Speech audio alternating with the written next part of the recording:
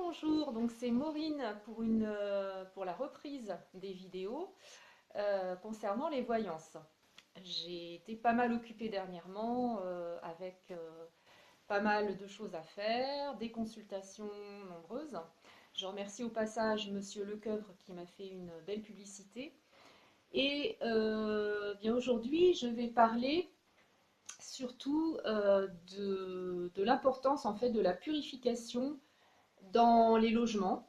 Lorsque, par exemple, lorsque vous vous sentez fatigué, cela peut venir en effet d'un côté physique, c'est-à-dire que vous pouvez avoir un manque de fer, un manque de vitamines, peut-être une maladie, enfin je n'espère pas, mais il est important de purifier régulièrement le logement quand on se sent pas bien justement dans ce logement.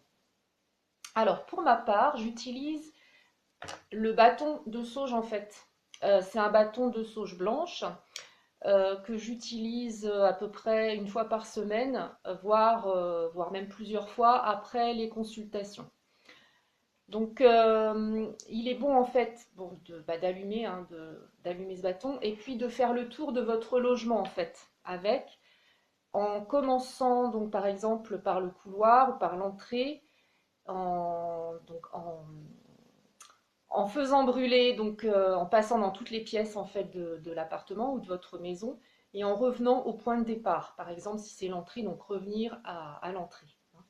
Voilà.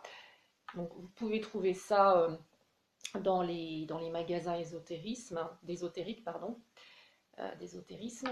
Alors, autre chose, n'hésitez pas à utiliser également régulièrement en ouvrant les fenêtres, hein, parce que l'odeur est assez forte. Donc, des bâtons de sauge blanche. Alors, ce sont des bâtonnets en fait. Comme ça, vous pouvez l'utiliser tous les jours. Si vous ne vous sentez pas bien, notamment dans votre logement, si vous sentez qu'il y a des mauvaises énergies, ce sont des bâtonnets comme ça. Donc, vous pouvez trouver ça dans les bons magasins d'ésotérisme également. Donc j'insiste vraiment sur ce point. N'hésitez pas à ouvrir les fenêtres parce que c'est quand même assez fort. Voilà, donc ça, ce sont des rituels de purification importants que j'utilise moi tous les jours en fait.